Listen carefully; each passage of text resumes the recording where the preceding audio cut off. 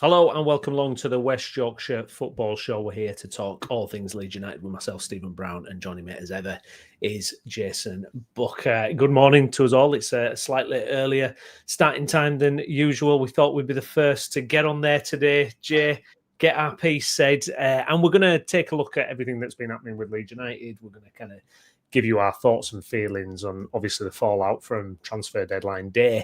But also looking ahead, there's a whole Premier League season to go. And, we're going to be kind of working through the wreckage of the last few days and figuring out what's next. If you're watching along, please do get your comments in, like the video, and please subscribe to the channel if you're watching this again later as well. Also get your comments in as well, as Gav says here, 8 hours early.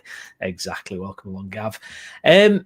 Jason, I'll kind of let you know where kind of my headspace is with everything. It's kind of, a crazy past few days again. We always say it on our last stream together, it had been a very difficult week. And then we got that really positive result against Newcastle. It was the last 2 or 3 days of the window at that point.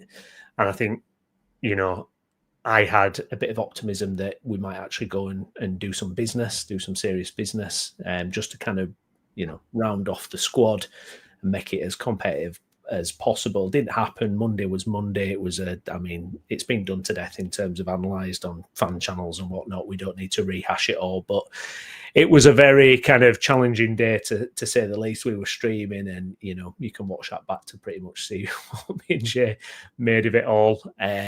Radio silence from the club, and then yesterday an article dropped to the local news media. Robbie Evans had been in discussion, the managing director at Leeds, met with local journalists just to talk through what had happened, what had gone wrong, what had gone right, and everything like that. I'd switched off from content for a couple of days post the transfer window. I was just chatting to you before we started, Jay. My head was at, it felt pretty bad, and it was kind of no point in kind of just watching endless content and kind of just filling your head with kind of non-stop problems and worries and everything's wrong. But I had to re-engage yesterday, obviously, when that interview dropped. But how are you kind of doing? How are you feeling kind of a few days on from that transfer window now? Yeah, I think it's good to kind of do this today instead of yesterday. Having time to kind of digest and kind of get the emotion out there. Like, I hear it, and I kind of sit with some of the frustrations of other content creators and fans, and some of it's not good, some of it's a little bit alarming, I'm gonna say. Some of it's a bit eye-watering, some of it's, I'm just gonna say it, bullshit. I don't think there's any other way of summing it up other than saying that.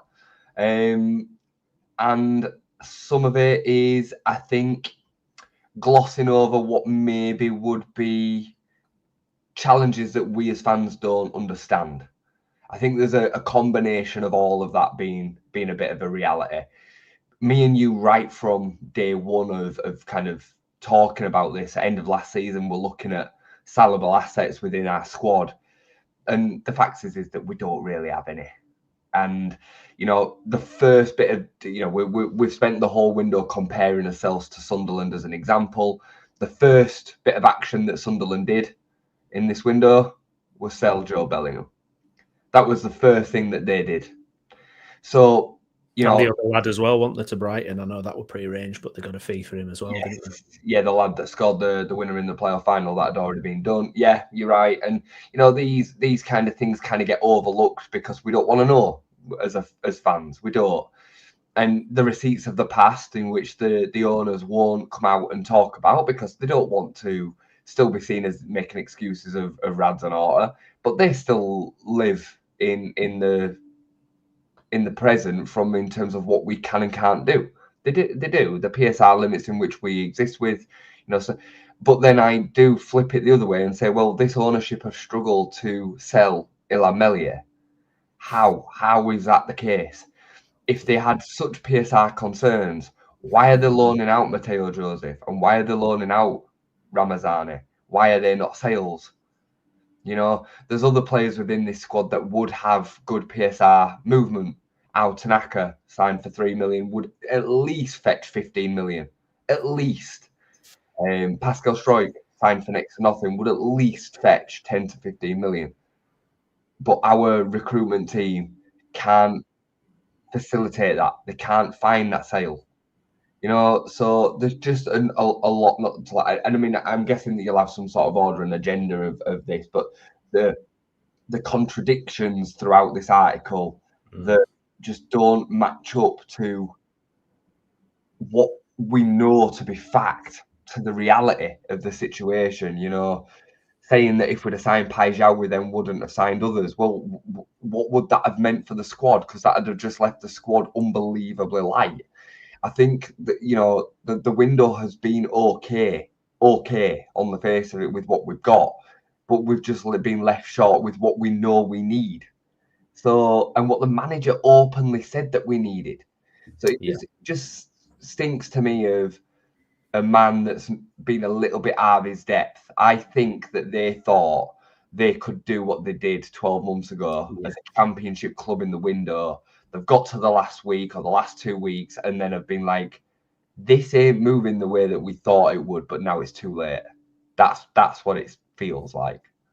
Yeah, I wholeheartedly agree with that. I think, and it's weird. It's like a window of two halves. We got to a certain point. We brought all these players in. We'd strengthened in defence, new goalkeeper, midfield, and then it just completely dries up. It also doesn't make sense, that it for me, it feels like they're trying to play the narrative of it's all in a plan and we're very happy that we executed the plan. We got our work done early. I'm sorry, but your manager has come out for the last month. He did it on the weekend saying we need 2 quality additions or we'll struggle to survive. So that it just doesn't add up in that way at all. It doesn't add up. So yeah, it feels, and I think that's a really pertinent point, the fact that the last 2 years they got their recruitment probably 95% bang on, and they probably thought it was going to be like that again. But the Premier League, you have to be ruthless. You have to be absolutely ruthless, incomings and outgoings. You look at, and you've got to say Sunderland, it's not just about the fact that Sunderland have got more headroom in PSR. Like you say, Joe Bellingham, that deal was done. Yes, you've got, he obviously had suitors that were keen, but they got that deal done, and they're very aggressive in how they've recruited. They've got an experienced director of football. Yeah. They've got an experienced director of football that was at Roma. So they've got someone who it's connections, being able to convince. So many Sunderland players have talked about the Sunderland project when they've joined. Whereas Leeds, obviously, we did these internal appointments and it's proven difficult to get anything over the line at the end. So yeah, it's all over the place a little bit, I think.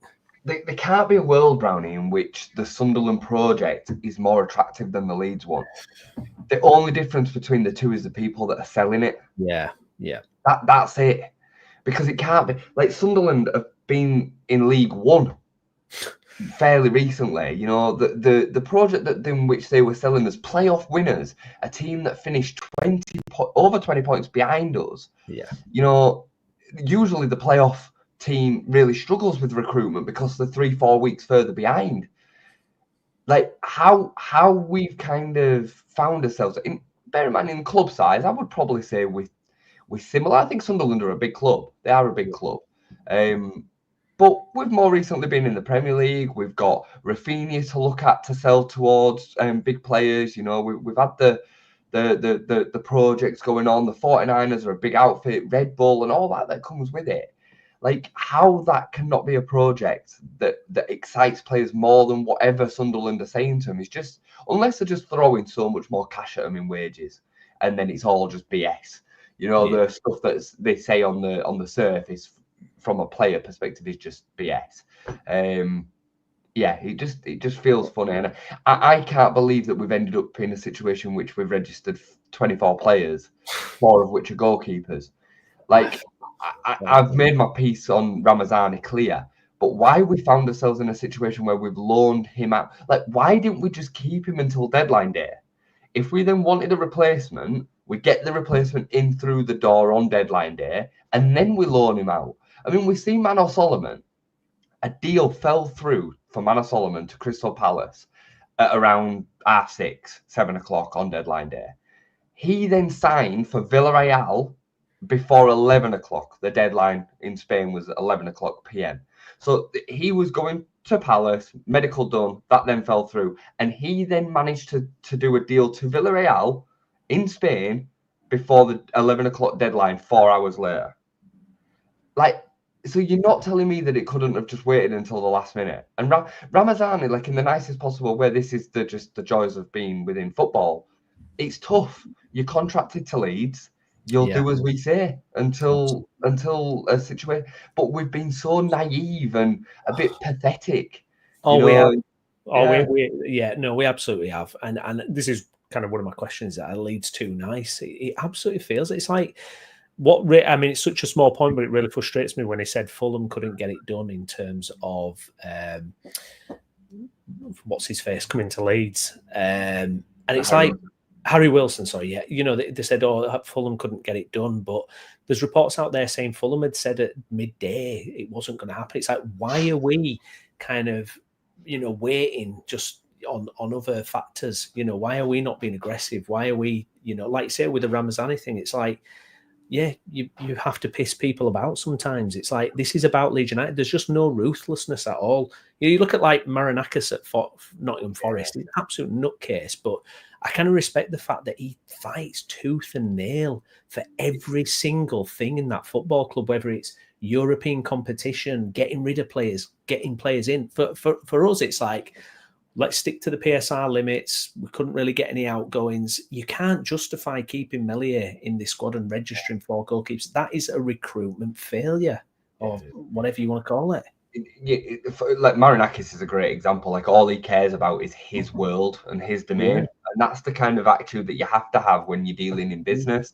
I mean, I think the reality, again, and I'm going to play devil's advocate a little bit with the deadline day thing, is I do think Fulham were probably a little bit shady. I think there's some reality of that as well. Harry Wilson had signed the deal sheet as well. So it's not just Leeds United that's just sat there trying to force this upon. The player had signed it as well. So the player clearly, him and his agent, thought that Fulham were going to do their bit too, because otherwise, why would he have signed it? He's not just going to have taken the lead side of things. And the reports are that Harry Wilson was told, and his agent, his people were told to find him another club, and he did. And Leeds were the club that he decided to go to. They then had changed the goalposts a little bit, had Fulham in terms of the fee, and Leeds agreed to the new fee of, I believe it was 7, it then was 10. So I think Fulham probably did act a little bit out of sorts as well. And the fact that they signed 3 wingers on deadline day, Tyreek George ended up not going through. They still signed 2 new wingers, says that they really didn't want Harry Wilson anymore. So I'm just kind of playing a bit of devil's advocate, but we should be in a position where this is then, we're scrapping it. Because like, not only is this squad short of 1, it's short of 2, maybe even 3.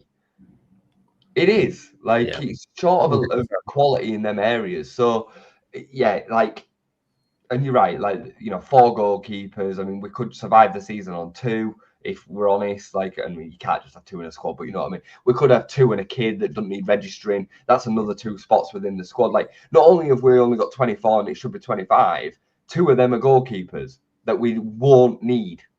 Yeah, so like, it's not good. And then 1 or 2 injuries, and you're looking at a seriously depleted squad, and a squad in which doesn't have much young talent coming through either that can fill them gaps. 1 or 2 here or there, but not Premier League standard youngsters like some of the squads have. So it's just been a recruitment nightmare the last 2 weeks. I mean, I've seen a lot of people firing James Justin into this equation with regards to PSR, and I can't help but agree with them. I think James Justin is a good backup fullback, but we spent £10 million on a backup fullback. And I know that some people absolutely despise Sam Byram and they'll scream and shout about this situation, but we would have probably been better placed not signing Justin, going with Byram as the backup fullback that will hardly ever play. Bornau can play right back as well. and going with what we had in them positions, the least key areas of the pitch in the fullback roles, and then spending that 10 million along with the 10 million that we had for Wilson on the creative player that we needed. Like go out and spend 20 million on that. Yeah. And I can't believe that the club would have looked at it and been like, James Justin as a backup fullback is more important than what we need in that 10 or right wing position. So yeah, I'm going to stop ranting because I'm ranting. It's bizarre, isn't it? Though I mean, it is. It's absolutely bizarre because I think as well, it's like profiles of players as well. I mean, just as the Ramazani kind of thing as well. It's if you're playing a team in and around the bottom or who you're scrapping against, and let's say you're losing 1-0 or you're drawing. For me, Brendan Aronson and Jack Harrison are not the type of players to come on and create something. I think they were great for what we used them at the weekend, where you're looking to kind of solidify and get legs and energy out there. Now, whether he could or not, I mean, you and I have said we're underwhelmed really about the whole Ramazani thing, but at least he would have been some kind of spark to possibly bring on in those situations. I mean, where are the game changers? Where are the, if you're basically relying on Okafor, Nonto, and James from wide to do something. Because I mean, Harrison and look, it might be decent, might get a couple of assists here and there, but just look at the stats.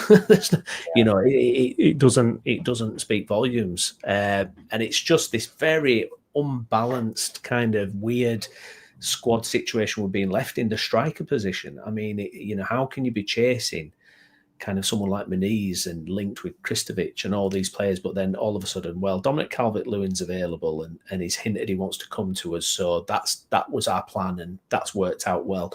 Would you be surprised if we come back from international break and Dominic Calvert-Lewin's out for 4 weeks? I wouldn't. No, I mean, they are putting a huge amount of confidence and backing on the medical side of the club. And, they probably have got some reassurances that they can do that with what they've done with Sam and Solomon and a couple of others. The capabilities of being able to get Gruev and Ampadu back in record times last season. I mean, we both thought that they would be out for 3-4 months. That's what we were told. Yeah. Gruev were back in about 4 weeks. It was madness, and he was back at full fitness. So, yeah, it's a real gamble to do that. I think there is some credence to it, though. Dominic Calvert-Lewin's a player, like he is. And his pedigree and what he was capable of only a few years ago, in his prime years now at 28, it could end up being a real smart signing. Yeah. So it's just not reassuring on the face of it. Again, it's hard not to compare to the likes of Sunderland. Sunderland get Mike Guigui recalled on Sunday and they'd signed Broby by Monday morning. And Broby would have been such a top signing for us. And he cost them £17 million, Browney. It's pennies in comparison to Premier League strikers. It's nothing, and we could have gone out and done that. And again, I mean, talking about being ruthless, and I'm willing to keep on giving him an opportunity. I thought that Joe Perreault will step up. I thought he was very good against Everton, but then we've seen him struggle since. Didn't even play at all against Newcastle. It's clear that physically he might not be in the position. Why are we not maybe looking at moving Perreault on for 15 to 20 million and signing Broby, who's a better Premier League profile? Like, there'll be people that would disagree with that, and maybe even us in the short term would be saying to one another, it's a risk, but at least you could understand the education around that risk. You're trying to move your team on, you're trying to evolve your team into being something more than what it is. That creativity, we can all see it. The spark in the final third. Just on Jack Harrison before I'll let you come back in. I think, and this might send a few heads rolling, but I think Jack Harrison's going to end up being one of our key players in that area of the pitch. I think he'll end up starting a lot more games than people think. I think time has done. It was always hot and cold. He was, but I think time has kind of skewed people's memory of Jack Harrison a little bit, and his time at Everton, where he played predominantly out of position on the right, but he still started week in, week out nearly for 2 years. I think he'll start a lot of games, especially away from home, and I think Okafor will end up being impact I think Nonto will end up being the impact, the creative difference that you bring off the bench. If you think about it, starting again with Jack Harrison and bringing on Nonto makes a lot more sense than starting Nonto and bringing on Jack Harrison. Depends on the game state, obviously. If you're chasing a game, get in someone like Nonto on. I get it. Yeah. It's look at the amount of games. Justin Digler's comment there. Look at the amount of games that Jack Harrison's played over the last 5 years. He's a Premier League starting winger. He is. Like in the season that we went down, we were looking at Jack Harrison for the inspiration to keep us up.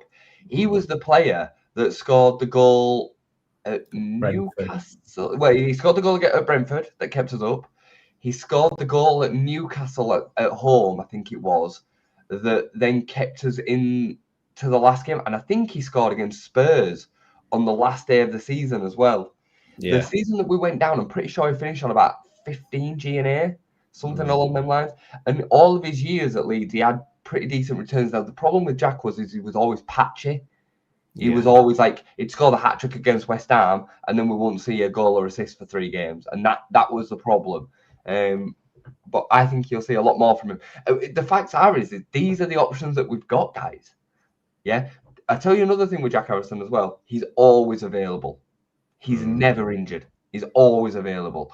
And Nonto, Dan James, and Okafor have all got injuries in them throughout the season, especially Dan and Okafor. So I'm telling you, you'll see more of him than you think. Yeah, and I think with the makeup of the squad now as well, I think it's going to be a case of it's going to be a defensive mindset, or it's certainly going to be let's kind of be so resolute, and it's going to be fascinating to see how we're going. I mean, one thing I will say about the attack is I don't know if we can kind of fully examine it now until we get some games against teams that are in the Champions League for one. It'll be interesting to see what we can do. I know we didn't create so much against Everton, but it'll be interesting to see when we're playing teams further down the pecking order how that attack stands up then. We have played 2 Champions League games. I mean, how much XG were we expected to get against Arsenal and Newcastle? There's a bit of an outlier in there as well, isn't there, with the Anton Stacks stat. Second highest chances created of any player in the division, and that was Anton Stack. And bear in mind, in them 3 games, we played 2 Champions League teams, as you said. We played Arsenal away, in which we created nothing. So that means that Stack must have done a fair bit in the other 2 that sometimes maybe goes under the radar. I mentioned this in our last stream. Like, it's sometimes hard to really qualify the moments that break down, because they break down maybe 1 or 2 passes before the chance on goal. But there's been loads of the moments that I've seen where I thought we're in here, and then the pass is under hit or over hit, and the chance breaks down. It's just a little bit of either quality or sharpness that maybe comes after game week 4, 5, 6, after the international break, hopefully. That really then clicks in, because you're absolutely spot on. We are analysing everything at the moment, not really knowing how this team stacks up in the Premier League. Like, it might surprise us, and we might be absolutely fine. We're all kind of just getting nervous because we know certain limitations that are within the team. But yeah, I am looking forward to us coming back and seeing what we can give. The Newcastle performance and result really gave me confidence. And I think if we're built on a real structured system and defence, we can stay in games and then win games. But I said it before ball was kicked round it. The games are going to be dull this year. They're going to be dull. I used to work with a bunch of Geordies. So we were speaking about Saturday's game quite a lot this week. And, they were like, oh, God, it was dull. Like, can't believe I had to sit through that. What an horrible game to watch. And I didn't feel like that about it at all. I didn't. You know what I mean? I didn't. I was like, yeah, the boys did great. Like, they defended brilliantly. The system was good. And I think we're going to see that a lot. I mean, the Everton game was similar while we were a little bit more in the ascendancy. But I think we'll see that quite a bit. Yeah. But I'm happy. And don't think it's not tactical, because it is. Yeah. That's Parker that's doing that. Absolutely. Let's get to some of your comments then. Leeds United Unfiltered. Hey guys, have you discussed Melior's situation yet? What do you think? Yeah, I mean, we've touched on it briefly. Madness that there's 4 goalkeepers registered. We've not been able to move him on. I know Gav has put late. It could be something that ends up being done in January. How has he not gone, Browney? I know, it's mad, isn't it? Mad. Absolutely mad. I know he's had a bad couple of years, but there'll be clubs that want him. They will. It's until we can't get transfers, can we? It's like loans or nothing. It's bizarre. He's got a year on his contract. I know. It's going to leave for free. It's crazy. Yeah, that's what will happen, and it's absolutely mad, isn't it? Absolutely mad. This was an interesting one that popped up as well. Parag Swag, thanks for your comment, mate. Lucy Ward's reaction to Underwood getting the job back in April was very telling. Obviously thought he wasn't up to it. Yeah, that was something that dropped, wasn't it? There was an old tweet from Lucy Ward that popped round, and it was like a surprised emoticon at Adam Underwood's promotion. I mean, who knows? I mean, she obviously has some kind of insight, but he was recommended by several people. Angus Kinnear wanted to take him to Everton, albeit not in a sporting director role. He was recommended by Nick Hammond. So he was touted as well. There was a lot of people after Underwood for other clubs and whatnot. So I don't know. She clearly knew something, didn't she? She knew something. That was intentional, wasn't it? Yeah. I don't think it's all on him, if I'm honest. I think it's a large part to him. Yeah. But I think if you read between the lines of some of the Parag stuff, this is how the 49ers operate. They're not big flashy spenders. And I think some of it is down to expectation. I don't know who said that we were going to spend 30 million on a centre-back, a centre midfielder and a striker in the summer. I remember reading it, but I don't know where that came from. And I think that's kind of set all of our expectations up. We have recruited well. I will say that. We have still spent 100 million. And we are still dealing with the crimes of the past. Them things are all real. Like, you can't just pretend that they don't exist because you now suspect Parag of pulling wool over his eyes, because I think he's done a bit of that, but I also think all of that is still a reality. You know what I mean? I do really look at this squad and just think, like, who are we to sell that it's going to make that big of a difference to what we can then do? We don't have a Joe Bellingham that's just sat there. We had that the year before. Now, the question then comes is, when we sold Jorginho, Cree and Archie, how much of that is then left towards a PSR room that we've got? Because I think that was paying off the previous bill, though, wasn't it? Do you remember we had loads of fees to pay off, and I think it all had to be done to pay for sins of the past. Bear in mind as well with Jorginho, we spent 30-something million on it. So selling him for 40 million didn't really make us that much money from a Bucks point of view. So, yeah. No, not all.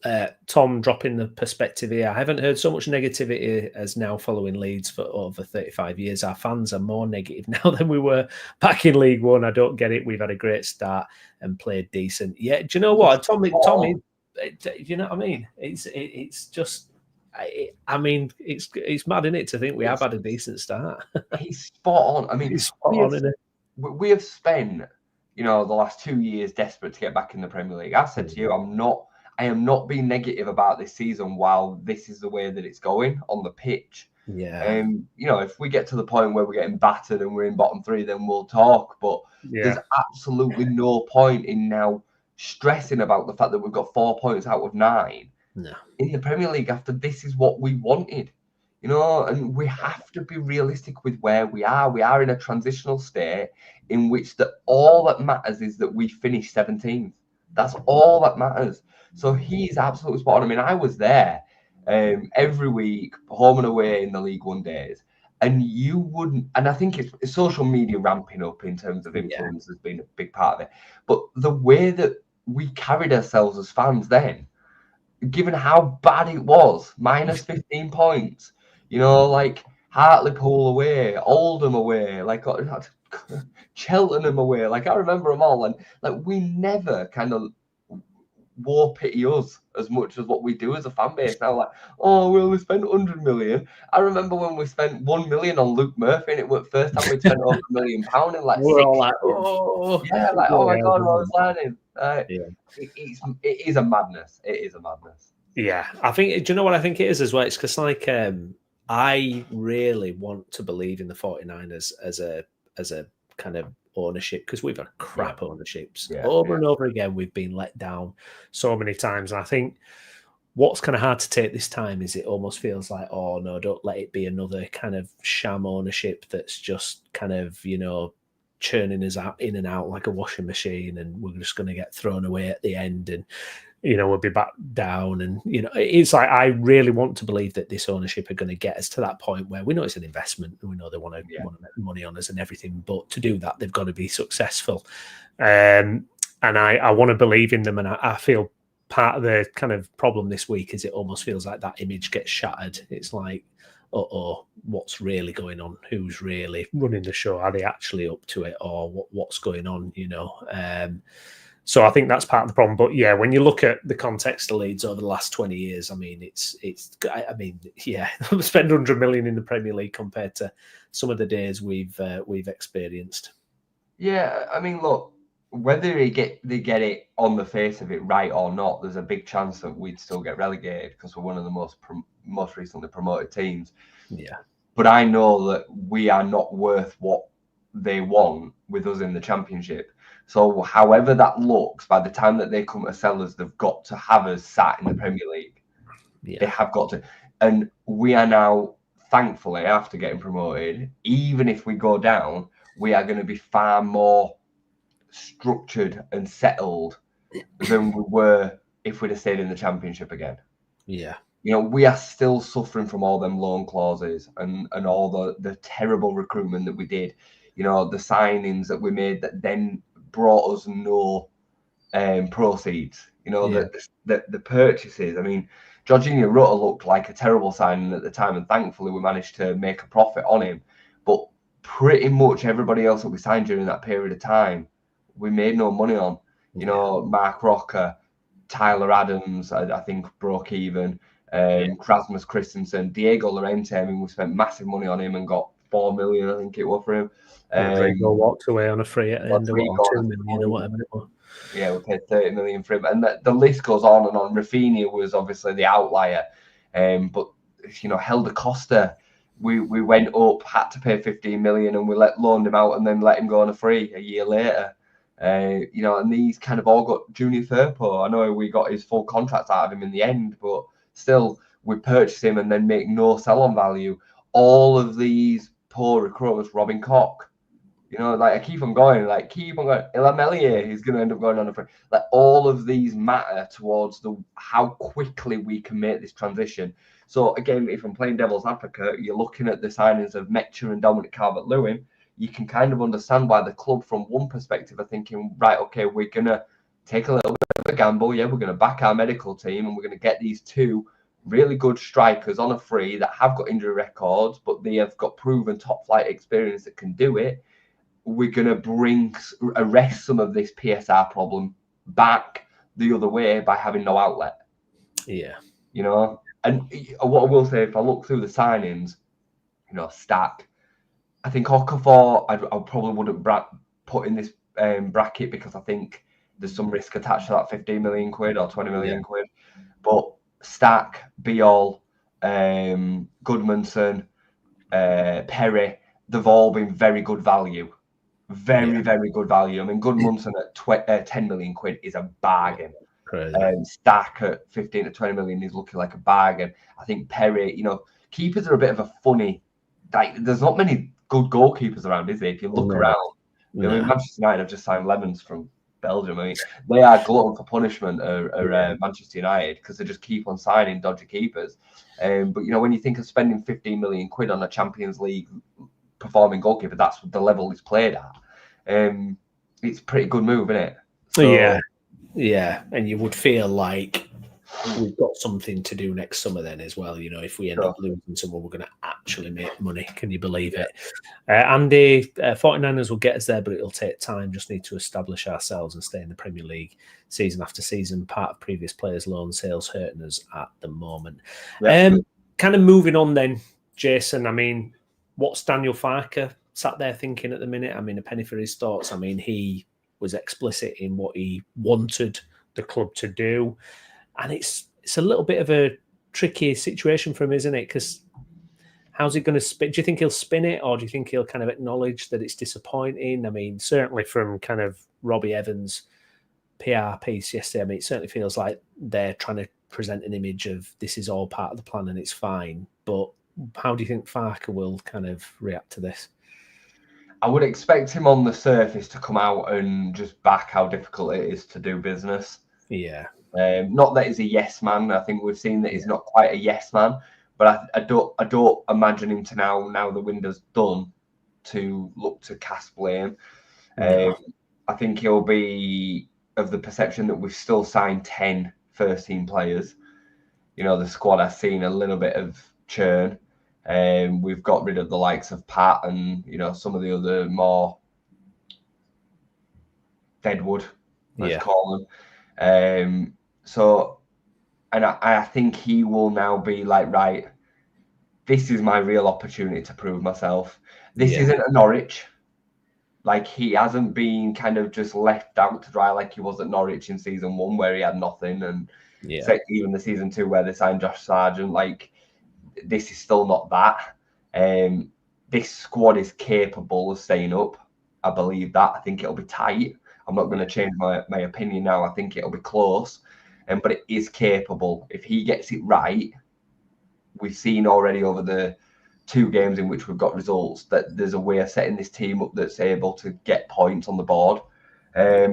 It'll probably make or break him. Yeah. And I think if he's in a position where, you know, let's just say come January, we're 5 or 6 points outside of the bottom 3. Let's just say that's where we might manage 5 points out. I know they've said that they don't want to do it in January, but maybe they think, right, okay, we need 1 just to make rubber stamp sure they're going back in, and that might be enough for survival. Yeah, you know? I would hope if it's in that situation that they actually act in January as well. Let's not just rest on our laurels. Yeah, it's going to be interesting. Obviously, we've got the international break now, and I'm kind of, I think after the Newcastle game, I was kind of happy to sit on that result for a couple of weeks. But now it's coming to the weekend. You think, oh bloody hell, no game. It would have been nice, I think, just to kind of put this week behind us a little bit. Are we back next weekend, or is it 2 weeks? Are we back next weekend, or is it 2 weekends? Yeah, we're back on the 13th, Saturday the 13th. Yeah, so the following weekend. Yeah.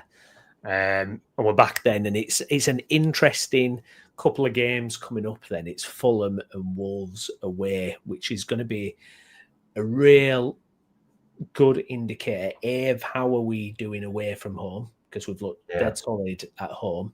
How are we coping away from home? Because I remember we had a horrible game against Fulham away in the relegation season, and we were just absolutely pathetic. We've done better against Wolves, actually. We've had some 3-2s against Wolves, haven't we? We're a bogey team for Wolves, aren't we? We are, especially at their place as well. But that's going to be a good barometer, isn't it, Jason, for how is this attack going to survive, and have we done enough? I think them 2 games are almost perfect for a yardstick of where we're going to be at. I think they're very tricky games, but the games that really we need to look at from an away perspective and hopefully get something out of them. I would take 2 points right now. Right now. I would take 2 points, get out of both of them and get them done. And anything more than that is a huge bonus. If we were to go and lose at Fulham and then beat Wolves, that'd be massive. Absolutely massive. You know, I've seen a lot of people mention online about the season that Forest stayed up. The first season, they won 1 away game all season. 1 away game all season and still stayed up. You know what I mean? So, I shared a few stats online and with you the other day about clean sheets. We're the first team since 2017 to get back-to-back clean sheets at home on the promotion to the Premier League.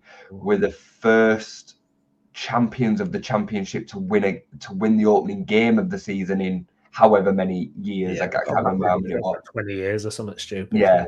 And where Ipswich and Southampton only achieved 2 clean sheets in the whole of last season. We've done 2 already. It was Leicester and Southampton, and then Ipswich had done 3, I think. Right. So one of them anyway. One of them had done 3, and the other 2 had done 2. So we've already matched 2 of them, and we're 1 clean sheet off matching the other one after 3 games. And in them games, we've played Arsenal and Newcastle. So there is some really good signs for the fact that this team are going to be difficult to beat, and it's just scoring the goals.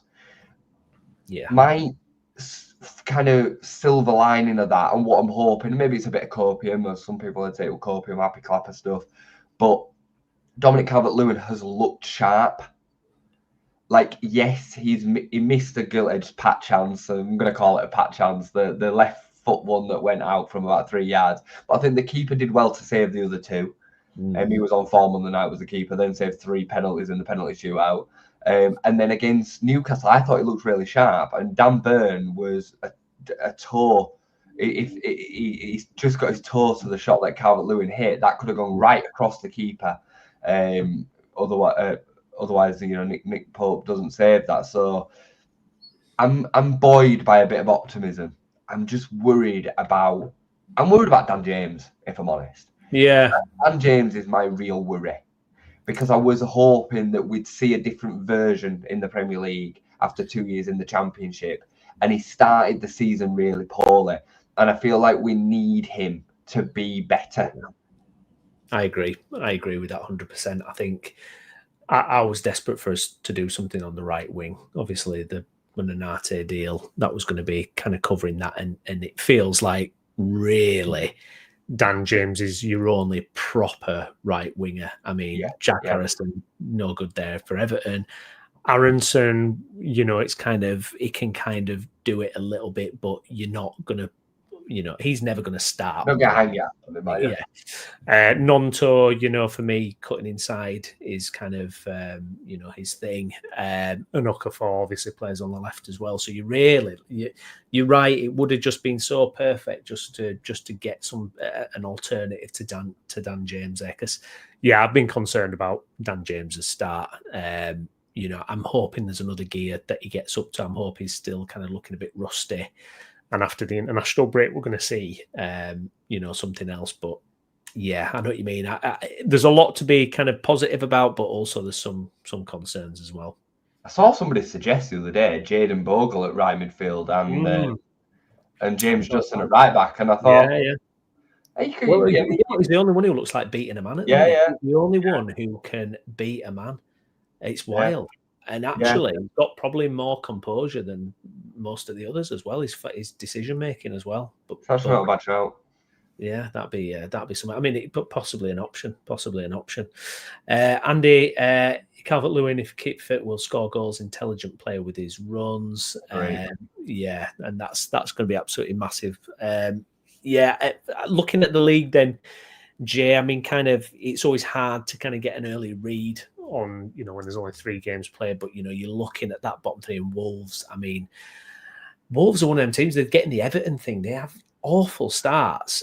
I mean, they've done it for the last couple of seasons. Basically, since Nuno left, they've just been kind of this Premier League team that has managed to kind of acquire enough quality to eventually stay up just by purely being in the league every year. But I mean, there just seems a total lack of direction with that club, and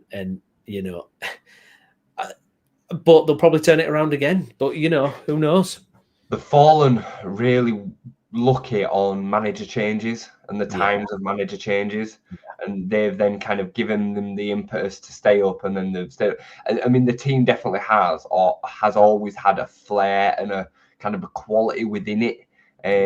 Certainly from an attacking point of view, it always feels like they've had players that have just been able to make that difference, whether it be even somebody that on the face of it would maybe look a little bit, average. Adama Traore as an example. They've always just got them, or Pedro Neto was there, Diego Jota, before that, they just have that. Neves, when Neves was there, would just be able to uncork a free kick and just change the atmosphere of the stadium. And the ground, I think that them at home makes a big difference. It's a bit of an unusual place, is Molineux, the way that it kind of feels when you're there. And they are a strange one. At some point, it feels like they will go again, because of the way that they can only get away with it for so long. But like Everton, can they just kind of spawn it for a certain amount of times before it catches up with them? I still think, looking over the whole of the Premier League, I still think Brentford are going to be in and around the bottom 3. I know they got a really good result last time out, but I think Villa are a bit I think Villa are in a bit of a place at minute. Their two signings might make a big difference, their deadline day signings, and they might find that they're able to kind of spin that back around. But in the pre-season show that me and Lou did, we both said that we thought Villa would finish around 10th. They'd have a bit of a drop off on last season, so it wasn't a big surprise to me to see them start this way. So I don't know how much kind of credence we can give to the Brentford result that they got. They were terrible against Forest, really, really poor. And they've had a really poor window. I mean, if you're looking at anybody that's had a worse window than us, you'd look at Brentford's. They signed Otara, but apart from that, it's been sketchy. So absolutely. Yeah, it's been absolutely damaging, hasn't it? And it's. I mean, did you see the Somerville impact for West Ham at the weekend as well? Yeah. I mean, he looked electric. Yeah. Just ball carrying, the speed. I was like, wow. Made a huge difference for them. Won a penalty. Could be something that sparks kind of West Ham's season going forward. But yeah, there's a few clubs, and Villa's fascinating, isn't it? Because they just seemed on that upward trajectory. Jadon Sancho signing, I mean, you know, the guy's a flop. You know, the guy just doesn't have the work. I think they're thinking it's going to be kind of Rashford 2.0 from last year, but I think if you read what some of the Chelsea fans have said about, you know, in terms of not showing up for training and all this kind of thing, guy's a waster. Harvey Elliott, I like that as a signing, but is it going to be enough to kind of spark them up? You know, that's going to be the question. And then obviously Fulham in that bottom three, you know, they did a couple of deals on the last day, but again with them it feels a bit sketchy, but very good manager. I think watching Fulham. Yeah, they were very good against. They were very good against. Yeah, they were very, very unfortunate against Chelsea. I mean, I'd go as far as to say they were robbed. They were cheated. Yeah. What happened on that day? The goal that was disallowed, the extra minute that was played on top of the time, then the second goal. I mean, the whole game was just a VAR mess, an officiating mess. I think Fulham will be fine. I just think they've got too much quality. I think Villa are a really interesting one because when I was looking through that team, I watched them against was it the Brentford game or who did Villa lose to last time out? It was Crystal Palace. Crystal Palace. Yeah. I'm looking through the team and I'm thinking, man to man, these are a team that can be really got at. Like, you know, when you're looking through and you're thinking like Captain John McGinn, and you kind of, I know he's an all right Premier League player, but you're kind of thinking they should have more than this, really. Ollie Watkins, he's all right, you know. Like, and I'm just thinking, I don't know. There's something about this team where I think Unai Emery has been kind of overachieving, if I'm honest. Yeah. I like Matty Cash, but again, just he's an all right back. Like, and I just think it. Then, you know, they had the keeper situation, Bizot. That interview. Bizot. I love his new style. It's great, isn't it? So funny team, Villa. They're a team like when we go away to Villa, we're thinking, I want us to get something here. Yeah. You know? But if you had to push me, mate, I'd still be saying Burnley, Brentford, and one other. Yeah. It's gonna be fascinating. But we've got an international break now. Jay, you're looking forward to that? Tuchel's England. No, you're gonna watch. I don't even know they're playing. You know what? I don't even know they're playing, to be honest. I was speaking to somebody at the gym about it yesterday, and I said exactly the same. I said, I don't even know who we're playing. I know it's a qualifier, which does usually get my interest a little bit more than the Nations League or a friendly. But I just expect us to win these games because we're always against no marks. Yeah. And that's not being disrespectful. It's just the truth. Like, I am club over country every day of the week. That's the way that I am in football. I watch Leeds, whether, you know, we're playing a friendly, somebody that we're going to dominate, somebody that we expect to get battered by. Like, I watch the game regardless. Yeah. But England just scoring 4 past San Marino or whatever just don't do anything for me. It doesn't. Andorra, apparently. Andorra. Yeah. I think it's really interesting that Jed Spencer's gotten call up. Yeah. I see some people firing still stuff at Daniel Farke with regards to Jed Spencer. And I think it's really amusing because, you know, the guy has clearly had attitude issues throughout his career. Yeah. Neil Warnock said the same. Farke had a situation with him. Middlesbrough had a situation with him. Spurs have had an issue with him as well. They sent him out to Genoa. Then when he came back, he was deemed surplus. He wasn't going to play. The only reason he got back in the team was because of injuries. And at some point, Jed Spence has clearly gone, I need to get my act together here. Yeah. And he's now turned it around. And fair play. Good on him. But that doesn't mean... He is so good as well, though. And he's got so many physical, technical attributes. So good. I mean, he's a specimen, isn't he? He's a specimen for a fullback. So can absolutely get it. And I mean, the promotion team at Forest, he was excellent. Team of the year that year. But he's clearly got some demons where he can't completely keep it together. But hopefully that's changed now. He's had 2 years in the Spurs side now. He's into his second season. And I think fair play. Fair play. Yeah. We are bereft of quality in the fullback areas. We were mentioning Jayden Bogle the other day. Yeah. England, I'm talking about here. Yeah. So fair play to him. I hope he smashes it. That'd be a shout, wouldn't it, Jayden Bogle for England? I mean, if he carries on like he is, I mean, Jesus, it's only 25 as well, so still potential there as well. Absolutely, good season. And there's no reason why not. Because like I say, we're bereft of quality in them areas. I mean, Trent's not playing for Madrid now. Aaron Wan-Bissaka's way gone in an England capacity. I don't even know if he's maybe even changed nations now. Walker's obviously out of the picture now. Kyle Walker's well gone. Yeah, I mean, I saw him the other day against Manchester United, and it looks like Kyle Walker was always explosively rapid, wasn't he? And it just looks like he's running in treacle now. All of a sudden, just I think that them spots are definitely open. So I'm not surprised that Jed got a call up, but I hope he nails it, CB's questions just coming here. Are we going to be like we were under George Graham and play some games trying not to lose rather than trying to win? Well, wouldn't be surprised. As long as we get it done. Who cares? Yeah, it is that season, isn't it? I mean, it's just a season of just grind and get through it. And hopefully, fingers crossed, we'll stay up. Well, I think that's about it. I think we've covered everything off. Anything you want to mention, Jason, before we buzz off? I'll just ask you. I'll fire it to you. Yeah. Do you think I said 17th or 18th, with this squad as it is? How do you kind of see it going? Where do you see?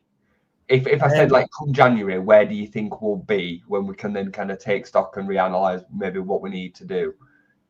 If you'd have asked me Tuesday morning, I was convinced we were going to get relegated. I was like, that's it. And then when you actually look at the performances, I think we will be in a competitive position. I don't think we're going to be adrift. We might be in the relegation zone, but I think it's not going to be, 9 points in it or something. I think we'll be in a competitive position. I think. And I give Farke praise for this. I do think he's got us set up right. I really do. He learns from his mistakes, and he's desperate. He's hungry. He knows this is his Premier League chance. So I think we'll be in a competitive position, and I'm hoping. Because I'm choosing optimism. I'm just like I can't sit here and say that's it. Everything's done. Blow it all up. No, there's a season to go. Let's get at it. We've had a good start, a great start. So, why not continue in that vein? We've got Ampadu, Tanaka to come back as well. Don't know when they're coming back. I'd love it if they were back after the international break. I'm not sure they will be, but I mean, can you imagine that midfield if we get those two in there as well? We're laughing. Yeah, I agree. We need them two back. Oh, yeah. We definitely need them two back. Yeah, absolutely. Good stuff. Well, thank you everyone who's joined us this morning for a little chat on Leeds United. If you've not done so already, if you could like the video, we'd really appreciate that. Get subscribed to the channel as well for more content from me and Jay. And we will be back again soon. Thank you very much for watching. Bye-bye.